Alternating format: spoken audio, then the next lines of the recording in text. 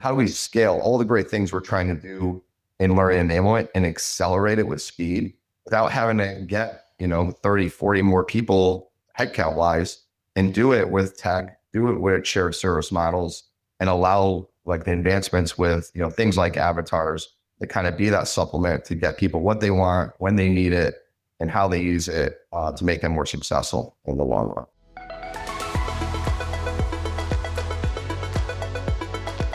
Welcome to the Emblazers Show, where B2B leaders are igniting revenue. I'm your host, Abby Kerr. And on today's episode, we are bringing you a replay from Next Revenue Summit 2026, featuring Mike Wallington, who leads global learning and development at ADP. Mike shares a practical case study on how one of the world's largest sales organizations is using AI to improve ramp time, sharpen coaching, and build more productive sellers over time. He unpacks why year 2 is such a critical make or break moment, how ADP is using role play, call intelligence, and performance signals to coach with more precision, and what it looks like to scale enablement for thousands of sellers without simply throwing more headcount at the problem. First, let's learn a little bit more about Mike. Mike Wallington is Division Vice President of Global Sales Operations for Learning and Development, Sales Strategy, and Sales Leadership at ADP. He leads global programs that help thousands of sales professionals ramp faster, sell more effectively, and drive scalable growth, with deep experience in sales strategy, onboarding, leadership development, and go-to-market execution. Over the course of his career, Mike has helped launch new solutions, build go-to-market strategies, and lead large-scale sales transformation efforts across complex organizations. He's also known for driving measurable growth, including major gains in sales productivity, retention, and new business performance. Let's go to the episode right now. Hey, good morning to everyone, and really honored to been asked to kind of present on this webinar. And but let's kind of dive in, in the theme of Next, right? Like internally, ADP, we always refer to all the work we're trying to do, right? Is we're not just thinking about, hey, what do we want to focus on and drive in productivity next year? We're always thinking like 3 to 5 years out, right? And like, what is the state of learning and enablement and sales, right? What is the seller of the future by 2030? What do they need to be more productive, reach more buyers, have a competitive advantage? So I'm going to kind of walk through a couple different areas that we're focused on. And first, like you see this, right? Just when I say like year 1, year 2, for ADP sales, obviously we are a large sales organization or large sales engine. We cover from, selling HCM, payroll, benefits, talent, shared services, solutions from companies of 1 employee all the way up to, 100,000, 300,000 plus, worldwide global companies. So for our sales footprint, onboarding new hires and new sales associates is critical, right? We're a 8 to 9,000, global sales organization. And every year we probably bring on, 3,000 or so sales associates across all the different segments from small, mid-market, up-market, enterprise, global, et cetera. So the ability for a new seller coming on board to, be productive early, right, is always kind of the goal for any sales organization. And a few years ago, we kind of thought about like, are we enabling our folks in year 1, to really kind of succeed out of the gate, right? And hit a lot of different key metrics and benchmarks and really kind of propel themselves on to success in multiple years. So the way we kind of look at it is, year 1, we transform that into like a full 12-month onboarding, right? Like historically, and probably like a lot of other similar, sales organizations, we're really heavy upfront. Call it like that first 3 months to 4 months of like onboarding. You're drowning in, A to Z of everything of the world of HCM, the world of ADP, competitive situation, buyers, et cetera, et cetera. Where we really kind of took a step back and said, like, we have time. Let's kind of really make this a true year 1 onboarding so that they're able to learn and digest and then do the things that we're teaching them to be effective in their sales job, throughout a full 12 months. And, and that was kind of like the first kind of phase of like, how do we kind of really look for a future and making sure that our sellers are getting onboarded in a very productive way where they're learning as they go what they need at each step of their development cycle, but at the same time, hitting key metrics that we know need long-term success. So we call that like year 1 onboarding, really kind of teaching them the job. year two, which I'm going to probably spend a little bit more time on this topic here, that was always kind of like a big emphasis for us is always year one. Year two, what we're seeing in a lot of like our data points and, area where we survey all of our sellers is like year two is really kind of the time of their, sales career with ADP that they need to become more proficient, right? So like they really need to start kind of upping their game and being viewed as like a trusted advisor, right? When they're interacting with buyers and clients and really knowing not only more about like the industries we're selling to, but more specific about the products, right? And the solutions and more of the details and kind of navigating more complex buying, groups and processes. So, we call like year two, like really kind of deep dive into proficiency. And then, in year three and beyond, right? When I look at a lot of our KPIs and metrics of like our sellers of how they progress, getting to year three as a seller, like they go on for tremendous success, right? Average sales productivity numbers increase, retention, drops down to single digits, right? We keep people longer. So, when you think about years 1 to 3 and beyond, we really kind of anchored in on year one and giving that foundational, what do you really need to do and hold your hand through year one and make sure you're learning and selling appropriate way. Year two, we learned like, hey, we need to figure out how do we really go deeper on proficiency because that's almost kind of the tipping point for us, right? If we know we can get you to year three, you're going to go on for great success. ASPs go up, turnover drops dramatically, right? So for us, like that year two of how to become more a proficient seller was kind of a key driver of how we look towards the future and what more we could do as we onboard thousands of new sales associates each year. Real quick on, again, year one onboarding, this is just kind of the way we looked at it, right? Like, how are we constantly bringing up, like, what are the current challenges buyers face when they're trying to, evaluate service solutions or programs or services that are fit for their business? And how do our sellers kind of react to that, right? How can they almost be a little bit more predictive, of like what a buyer is going to anticipate, what their challenges are? How do we kind of leverage, our breadth and scale of all of our client base to kind of bring to light in a thought leadership way, like, here's what's happening in your industry, your company size, here are the typical challenges, and here's how we plug into that. We really looked at what does great look like or excellence look like. That was just kind of how we scale, right? The best of the best when we think about the folks that are just like take off in year one. So we try to incorporate a lot of, peer-to-peer learning, which we found great success in that because they're all kind of starting out together. Some kind of excel and learn quicker than others, some kind of lag, so how we kind of like share, how people are performing at a higher level quicker than someone else and kind of scale that throughout, all the thousands of different new hires we bring out across all of our business segments. And then to kind of keep it as a very straightforward, how do we measure, results and like our programs are working? We really just look at average sales productivity by role type, by business segment, and are we moving that needle every year, right? And for the past 3 years, we've seen great growth in all those ASPs, which again, for me, like that's kind of a lagging indicator. That meaning like all the work we're putting up front of how they're learning, how we're testing, how we're putting benchmarks in place that they have to achieve. The ASP in sales, right, is the output of that, so kind of using that as our North Star, like, is it increasing X% each year? Based on what we think would be an attainable goal.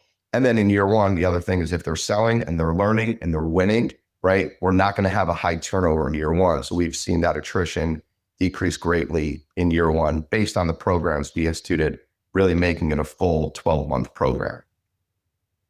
And how do we do that? Probably nothing different from a lot of folks who, are, familiar with like sales, learning, and enablement programs. We had structured learning paths, right? Like, so for new hires, they have to learn, what we do, why we do it, how we help buyers, what are the things in the industry that, we want to, be with thought leadership. Your typical kind of learning structured paths, self-paced, guided e-learning paths. I feel like a few years ago, we were kind of ahead of maybe the AI driven readiness. That's kind of the craze right now, but we really early on looked at like different types of assessments, right? So it's one thing for us to tell a new seller, like, hey, here's what you need to be good at, but we wanted them to kind of self-check themselves throughout the year and help us kind of personalize a lot more training for them based on some different assessments. I know who's newer to AI. Probably back then it was more machine learning assessments, but close enough. And then I feel like we were really on the cutting edge when it came to not AI role play, which I'll talk about later, but a lot of guided practice video role play simulations. I think for me, like, a few years ago, that was a way that, I don't have hundreds of sales trainers, but how do I scale practice? Right. And that was the big thing for me. It's like one thing for them to learn. I really want them to do, and I want them to do it a lot. Right. Because, the more you practice, it's like anything with professional or personal or sports related type things. The more you practice, right? 80% of the work you do should be practice. And then the 20% should be performance, but you should be very prepared to do that. So the video role play simulations were a huge part and still are of our first year onboarding. And the key thing for me, what I always love talking about is it wasn't so much like I didn't care how they scored in the video role plays. It was on average, each seller was, or each new hire, they were practicing 8 times on average before they would hit submit so someone could grade that video. To me, that's all I wanted. I could really care less about the actual grade, just the fact that they were getting more at bats, more practice at a gaining access, negotiation, or whatever simulation we had. To me, that was the best part about that. And we still see that now as we migrate to more AI role plays. And then the other thing for me was fast searchable knowledge, right? If you're new at anything, any job, I don't care what it is, you don't know what you don't know. And sometimes it could be a scavenger hunt to find certain information. So I wanted to kind of make it accessible early on through like a knowledge share that we created. So at any time you had a question about what you're learning or in the job, you had a quick way to kind of search and find what you needed and not going to try to figure out who to ask and, the 60,000 employees with AVP to kind of get what you needed. So those are kind of like high level, the areas we really anchored on throughout like the 12-month onboarding program. And we really just tripled down on everything. Because again, for me, it's like repetition, repetition, repetition. So the more that they did it, we would see increase in opportunities created, conversion rates, win rates, right? And then, as I mentioned before, the ASP, would have sustainable growth year over year. So as we now look at year 2, right? And I mentioned in the beginning, that was always kind of our, hey, year 1 is working great. ASPs are up multiple years in a row. Our NPS scores, our sellers are telling us they're learning what they need to be successful in their job. And our turnover was down greatly, right? So, hey, thumbs up, year 1, everything we're doing and tweaking is working. Now I shift to year 2, right? And when I look at year 2, it was like a performance period. So it was almost, the folks that really kind of succeeded in year 1, yes, they went on to year 2 and kept performing well, but we were still seeing a large amount of folks that were really struggling in year 2, which led to a drop in ASP for year 2 associates, a huge drop in retention in year 2 as well. The success indicators were another part for year 2, because in year 1, we had a very structured new hire program. It's almost like they leave us, they go back to, their respective view and segment. And it's kind of like us releasing them to the wild and hopefully like they continue on, but there was really no defined success like we had in year 1 outside of you have a quota, you need to attain it, you need to be 120% to make certain kind of awards and clubs and all that stuff. But there really was no regimented structure like we had in year 1. And the other one is a coaching accountability. So like, again, our leaders have multiple folks on their teams. In year 1, they have trainers and added resources kind of holding their hand. In year 2, right, that was another kind of what I saw in a lot of surveys was like, I wish I had what I had in year 1 to kind of still guide me through year 2. And also, how do I get my leaders to be a little bit able to scale more of their coachability across maybe a team of 8 to 10 people at the same time? So those were kind of things we looked at of like, how do we really dive into year 2 and kind of do what we did in year 1 and replicate that? And the areas that we're focused on, right? Like we wanted to reduce the ramp time.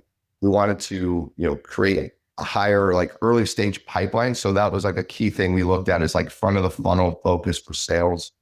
How do we kind of really engage the right people, make sure there's a compelling reason to think about change and why it should be us, and then kind of carry that through each step of the sales process. And most importantly, how do we improve the win rates by the end of year 2, right? Similar to year 1, our ASPs go up.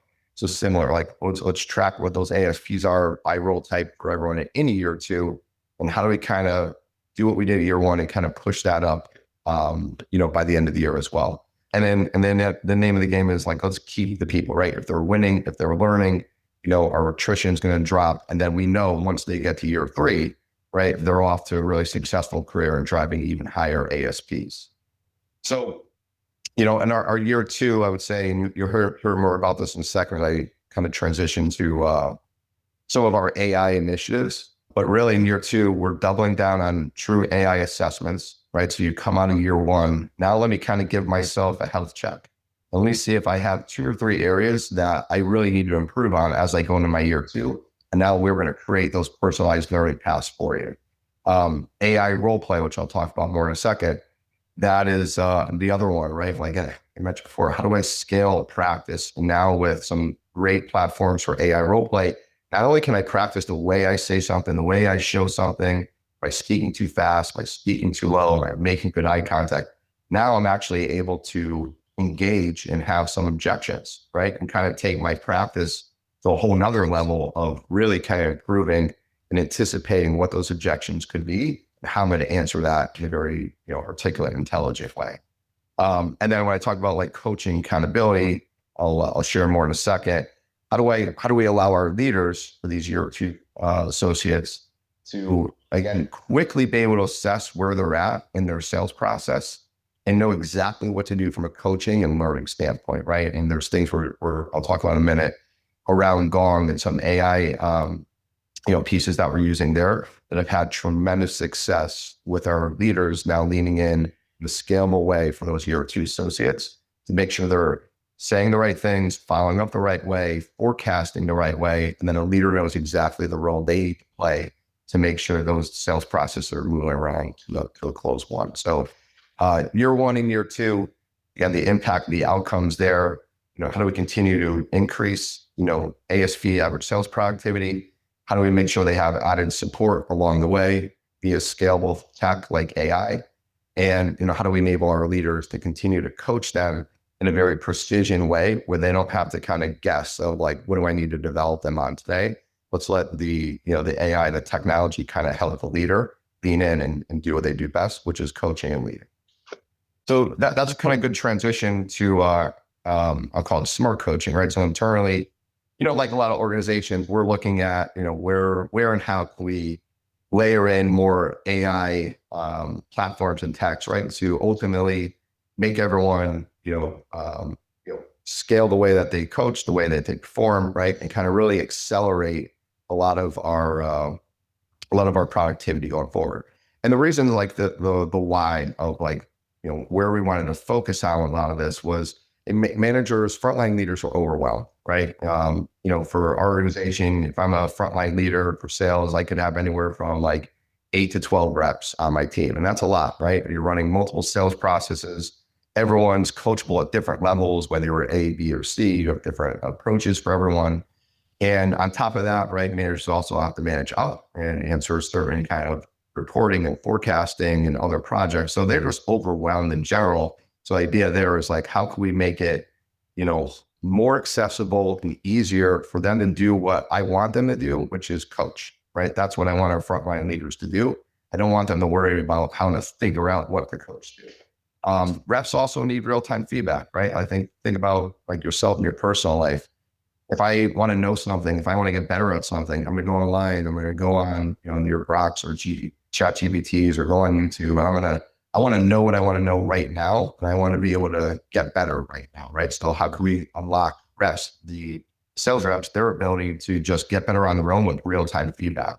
And then, again, back to the coaching, like how can we leverage a lot of great tech that's coming online recently to allow the AI to kind of help guide those leaders of this is what you need to coach do. Here's how you do it. And now not only here's how you can do it, here's how you can follow up to make sure it's done the right way.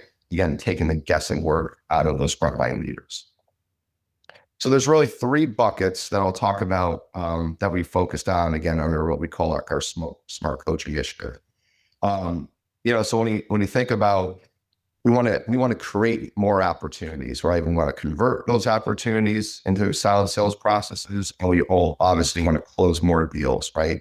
And there's three ways that we did it. One was we've embedded Gen AI role plays, right? So we talked about video role plays that we've been doing for the past few years. Again, to me, like that was a great way to practice the way I'm going to approach a call or approach a product demo, right? And here's what I want to say. Here's what I want to show. And then get some feedback, right? Like, did you articulate? Did you miss anything? Did you, say things too fast or miss things? Like, so that's a good way to practice. To me, the Gen AI role play, it's almost like now that's your kind of like at bat before the real at bat, and how to almost certify yourself that you're ready to go for that next step on like a live interaction. And the goal there for like just basic creating opportunities, helping them improve like the gaining access, skills, right? Like, what are you saying? Is it compelling? Why does someone care? And are you prepared for, a handful of objections that are pretty general in the world of sales? And how are you going to articulate that kind of, keep a good momentum to gain access? Similar thing, right? We think about converting opportunities for Gen AI role play.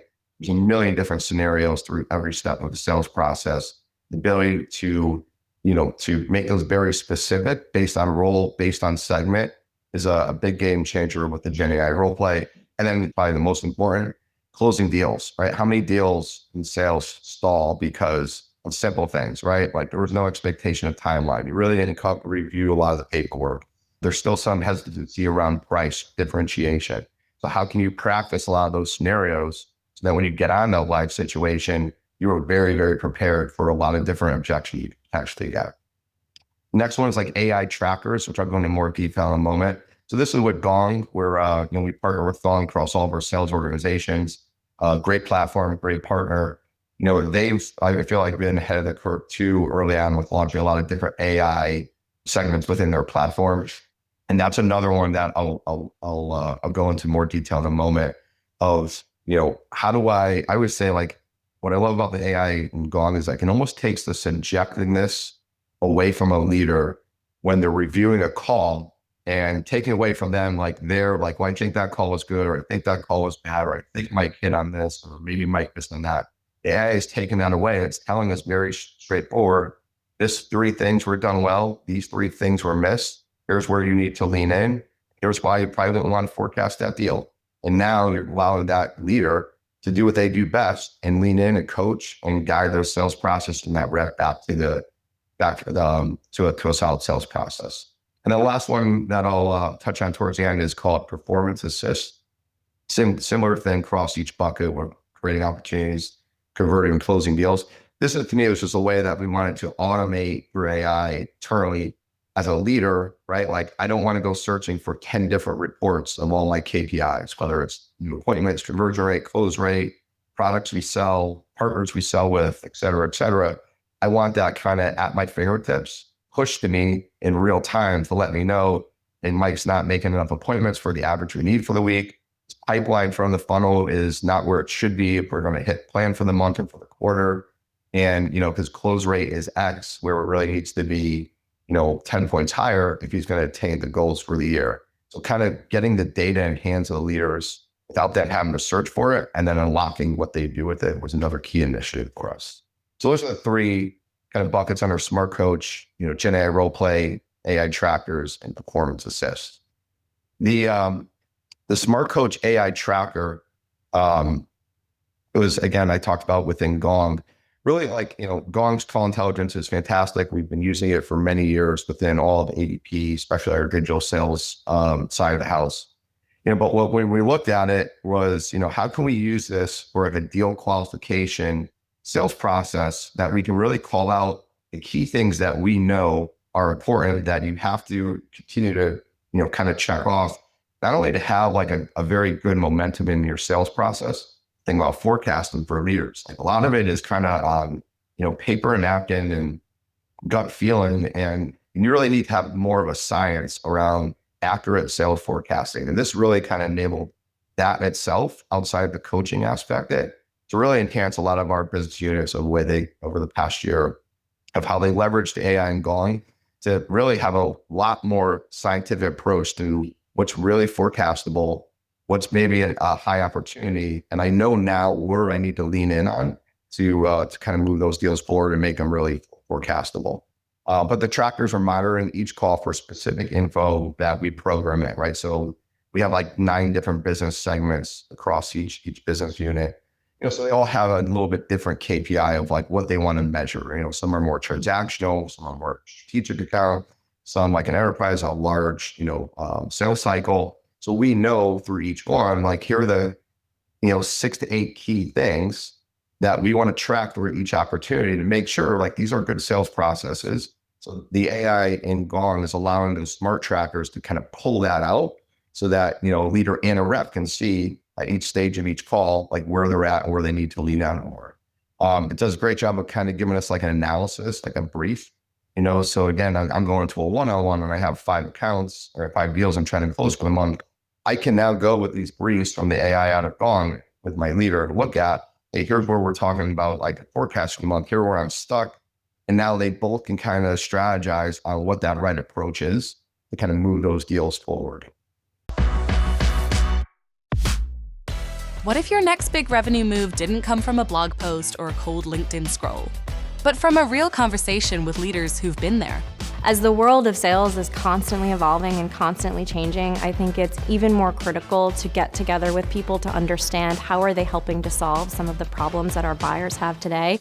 Meet Emblaze, a community of sharp B2B minds, CROs, CSOs, rising stars, sharing what's actually working in sales, enablement, and customer growth. We always find a lot of value in the partnerships that we're able to form with some of the other great organizations that are part of the team here. And personally, I love the opportunity to connect with my peer group outside of other organizations and learn from them and try to figure out if there's things that they're doing that we can pull into our organization and benefit from. Join a monthly forum, dig into science-backed strategy, and get insight you won't find in your feed. Start your Emblaze journey today at emblazegrowth.com. Then within the AI deal boards, right? So in a couple different, again, across different views, they all have different types of deal qualification methodologies. Really simple. It's tracking, the AI is tracking from each call, each of those things. So very high level, right? They're all kind of similar, but am I at the right buyer? Have I talked about need for change? Is that clear? Was there value clear identified? Budget, who else is involved in a decision? What's the competitive situation, right? So like a lot of your kind of universal, deal qualification, metrics, like that's what we have embedded. That's the AI and Gong is pulling out after each call, each interaction, and kind of creating this little dashboard for a leader. So now I'm seeing all my team's deals. I can see based on deal qualification, who's got 6 of the 8 covered for each deal that they're forecasting. And hey, that's probably a pretty realistic forecast. Let me lean in on those 2 that are missing, see what we need to kind of do to move that forward. Vice versa, I'm trying to forecast a deal and I have 2 of the 8, qualifications kind of checked off. Should not be forecasting that deal. I probably have a lot of work to do to coach that rep on how they do a better job. And now let's go actually fill in these gaps to kind of get this one back on track. And the seller has the same view into all this, which is another thing. I think when I talked about real-time feedback for a seller, like how did they get better at their job? The leader plays a big part in kind of directing it, but it shouldn't mean the seller has to wait for that. So they have access to this and they can take it upon themselves to act quickly, get themselves better, and then obviously strategize with their leader as well. And then this last view is kind of the AI tracker deal boards, which I just talked about. And this one was really interesting because like it's allowing us to see like over time, the more that I'm getting better, right? That's the whole name of the game, right? Am I getting better, further driving productivity? So the more that we're using this in the coaching methodologies, from what the AI is inputting for each deal qualification, we're seeing over time now, we've been using this for about 18 months, almost 2 years. The more that they're getting better at filling in the gaps, we are seeing an increase over each deal across each business unit, with higher conversion and close rates, because it's just becoming very cultural. This is the way that we coach. This is the way that we forecast. This is the way that we approach deals now, knowing that, hey, if I can get 8 of 8 on these deals, I have like an 80% higher chance of closing that deal. So let me get a lot better at these conversations. Let me get a lot better at navigating through all this, being very clear, and then, running tight timelines to make sure our deals stay on track and then they ultimately close. So it's allowing both leaders and sellers to kind of show the progress in their performance. And that's been the light bulb for us internally, right? Because like, who's going to look at data that doesn't lie and say this isn't working? And if I'm not using it, I better get on the boat quick, because this thing is taking off, and it's taking off in a big way for everybody. So then the next part after the Smart Coach with Gong that I talked about earlier was our Gen AI role play. So again, I mentioned earlier, we were really ahead of the curve when it came to like video role play, and now with many different versions of Gen AI role play coming online, we've quickly kind of gravitated to that. So that's like the second pillar within our smart coaching use cases. And just kind of have you see on the screen, right? So one of the platforms we use with CVI, which was, for me, was kind of like the missing ingredient, because like the CVI content is so embedded. It's so embedded in our sales culture. How do I get everyone to practice it, right? We're great at our, learning programs. Our trainers are great about bringing it to life. How do I get someone to practice 8 times, right, before they go on to any call in situations? So one of the platforms that we're using, we're now able to do exactly that, right? So the AI role play is allowing us to kind of anchor in on a lot of CGI methodologies. Same thing I've talked about earlier, right? Kind of giving them really hard, challenging objections that are like very real based. A really cool feature we've done probably, I would say, over the past like 6 to 8 months, going back to what I talked about Gong AI smart trackers, we're now able to take those briefs out from the AI trackers, right, for any deal. Now we have, here's all the different things on the deal qualification that they said that they did, how we answered it. We are now able to upload that into the AI role play. And now that real deal scenario, we can practice against our CVI sales methodology of that specific situation. So now it's really kind of bringing both worlds together, where I'm using the AI intelligence of our deals, and now I'm putting it into our AI role play. So now I'm practicing a real life scenario based on, maybe it's like pricing and why we should invest, and, how we're going to navigate that conversation. I'm practicing that real scenario with those real objections, and it's just making our folks even more prepared as they get out there and try and navigate and close a lot of these complex deals. We're also, along with being a big CVI and Gong shop, we're also a big seismic shop. So it's like another great development that they have come out with their role plays. So there's different ways that we're using Gen AI role play, from more like the sales skill science, right, in actual deals. And then when you think about more of like a structured role play, when it comes to, we have over probably 130 role types for salespeople, right? So not all of them, a lot of them are referral-based sellers, some of them are product-based sellers, some of them are service-type sellers, some are down market, mid-market, up market, right? So now we even have the ability to customize these different role plays based on that role, based on their scenarios. So it's really kind of giving us a great kind of balance of like the science-backed sales skill practice scenarios, and now a little bit more tactical on your role-based, and, how do you maybe, navigate conversations with brokerage firms, CPA firms, PE firms, right, to kind of partner with a cold leads fund. So it's given us kind of a nice balance between the two, and it's really scaling and amplifying with speed how we kind of get better practice at this, especially I would say with the structural role play around product, right? Because for a lot of folks, there are other organizations, product functionality and features is like a beast to keep up with, right? And it's never ending. So this is another way we're able to kind of leverage like all the updates to our products. How are we speaking to it? How are we articulating it? Is it coming across clear and concise, right? So it's another way that we're using these role plays to practice that and be more proficient with products. And then the last part of like our 3 pillars is what I mentioned, performance assist. So this is more of a in-house homegrown AI platform. Very, as I mentioned before, very simple concept, right? How do I get all the key KPIs and data metrics into the hands of my leaders without them having going on a scavenger hunt to 10 different places that our data is kept? And it's the stuff that they care about, right? That we know, like every week, every day, a month, quarter, year, these are the KPIs that they want to know, that then they can go and talk with their sales rep to about what they need to do to, not only hit plan, but exceed plan, right? So that the idea is these kind of view this dashboard kind of pulls that together. And with not only the KPIs, we're even pulling in some of our smart coach initiatives too. So we know it's important that we're leveraging Gong. We know it's important that they're practicing using role play. How many times are they doing it? How many deals are they doing it, right? So that's also another push of data to our leaders that they can further help coach with, and then kind of help connect the dots for the sales rep, right? We know, we got to start averaging 4 appointments a week from now until the end of June to have enough opportunities in the funnel to get to your goal. Well, we need to practice that. When you're only going into the role play once a week, you need to go in there 10 times a week, right? So like now we're kind of even pulling together our tech and tools metrics along with our performance metrics, kind of bringing those two together for a leader to have a much more clear, concise view of the health of their sales reps and what they need to do to kind of guide them to exceed all of their goals.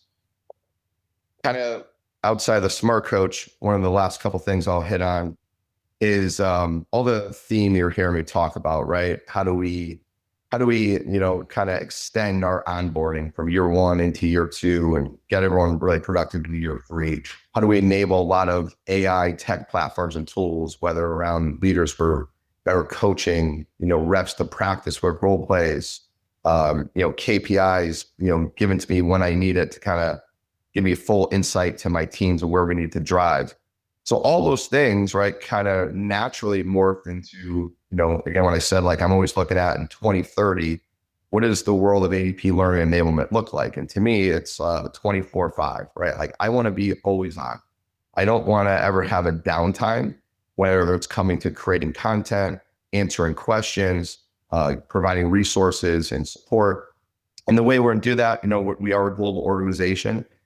So I've looked at ways of, just because I have a content team here in the States and, they do great work creating all these different role plays and self-paced content, e-learnings, how can I scale that with our global presence, right? Like just because the workday ends at 5 p.m. here doesn't mean we can't keep creating stuff so that next morning, right? It's worth accelerating the way we're feeding our system and creating content for all sales. So we're leveraging our global footprint, so that, our shared services teams in Barcelona, in India, that we can continuously kind of have these teams on where our content never stops, right? And we're seeing a huge benefit of it right now, where we are truly accelerating some projects that probably were on our timeline for like a November, kind of launch, where I'm getting ready to launch stuff in June, right? So like it was to us, again, being a global company, it was almost kind of like a low-hanging fruit, easy kind of switch of like, maybe I don't need to hire, 30 more people here who are going to stop working at 5 o'clock. And maybe I kind of deploy those resources more in other shared services groups throughout the world so that I can kind of create this kind of global team of content creations. Same thing. If I'm a seller, like in my personal life, right? Like I think of something over the weekend and I want to reach out to someone or a company, I want to buy something. I would like to have a response right away, right? I don't want to wait until Monday, Tuesday, Wednesday.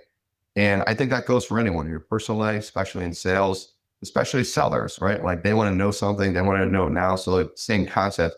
How can I constantly provide what they're looking for whenever they need it, even if it's questions, without them having to wait until, the next morning or after the weekend for someone to get back to them? Similar type thing. And I'll talk a little bit more of a tech platform we're using to help scale that as well in a second. And that's really it. It's like, how do we kind of stretch, I would say we're probably not the most robust, I don't have hundreds of people in the learning organization or enablement organization, but we have a lot of great tech. We have a lot of great global footprint. So how do we kind of stretch that, so that our team here can focus a lot more on strategic initiatives and then leverage tech and leverage our service teams around the country, around the world to kind of scale that faster and accelerate a lot of our builds and provide sellers and leaders what they need whenever they need it. And that's kind of the idea when you see here, right? This kind of visual is, between self-service, between the way we automate, the way we deliver knowledge, how we kind of create that always on content creation team with our global footprint. It allows access at any time for any leader, any seller to get what they need, practice what they need, view the metrics that they know lead to success whenever they need it, whenever they need it, kind of thing. And one of the tech that I mentioned about is AI avatars. So we're pretty deep into these now, and they've been fantastic. And I gotta be honest, like I am not a very tech savvy person. Like I'm able to create these on my own, and it's fantastic. The way we're using these AI avatars in a few different things. So one, I talked about, product features, right? There's so for us, right, with our different product platforms, it's really tough to kind of keep up with all these features and updates like on a quarterly basis. So we're able now to use these AI avatars to quickly kind of take from our global product team, like kind of their readout of like what it is, what it means, what do you do with it? Why does a buyer care? How would you talk about it as a seller? And we're able to kind of use that with these avatars to kind of quickly output very 3 to 4 minute digestible videos, right? That will tell me exactly that. I don't need a trainer to record anything. I don't need a full content team to create these types of videos. Are able to be done within 20 minutes, on average. So it's been a really great way that we can scale just product learning in itself. Think about competitive intel, right? We're always on top of like, what's our competition doing? How are they winning? Where are we losing against them? Where do we need to adjust our approach, right? So another way that we can scale quickly and rapidly, competitive intel, knowledge transfer. I talked about that peer-to-peer learning that we allowed successful. This has been another great avenue. We're able to download even from, chat rooms that all these reps are in talking, asking each other questions. I'm now able to download that, kind of upload it into our avatars. And now they're able to scale, right? Because if a top rep is asking a certain question, I'm sure hundreds of other reps would like to know that same answer to that question. So now this is another way that we're able to scale knowledge transfer, again, at any time, at any day. You don't have to wait for someone to respond to your email. And similar, like with scenario practice, our service team actually was using a lot of these AI avatars to, practice, client escalation type calls, right? So we kind of pulled that into the sales side where we're testing that now for messaging. Similar AI role play, like that's where I even see these avatars going, where like in real time, if I'm about to jump on a call and I don't want to go through a full structured role play, I just want to like, hey, I'm about to talk to someone about XYZ who's on XYZ, competitor, give me a quick 3-minute opening, suggested, agenda item, or how do I open up the call to kind of get in their mind that this is the reason they need to change. Or we're able to use those avatars to kind of give them that quick, like, hey, you should say this. So there's a lot of cool things. We're able to do that in conjunction with Copilot. That's really just making, the way we create and accelerate anything and all when it comes to learning for sales, and then deliver it in a very easy, digestible way instead of having to sit through a 30-minute self-paced e-learning content that everyone's just clicking through anyway. So guys, kind of to wrap up, like these were really the 3 different areas that we talked about and that we're really focused on, again, like in real time. And then as I mentioned before, looking towards that not just this year, but in 3 years and 5 years and 10 years, right? How do we continue to get productivity lift out of year 1, year 2? How do we really lean in and do a lot more with AI and role plays and, performance data nudges to really give more precision when it comes to coaching and execution? And then how do we scale all the great things we're trying to do in learning enablement and accelerate it with speed without having to get, 30, 40 more people headcount wise, and do it with tech, do it with shared service models, and allow like the advancements with, things like avatars to kind of be that supplement to get people what they want, when they need it, and how they use it to make them more successful in the long run. What a great episode. Thank you again, Mike Wallington, for sharing this case study. Thank you, Tim Reister. And thank you for watching or listening on your favorite podcast app. Please remember to like, subscribe, and share the show so that other revenue leaders can get wind of it too. And see what Emblaze membership is all about by going to corporatevisions.com/community. We would love to have you join us. See you next time.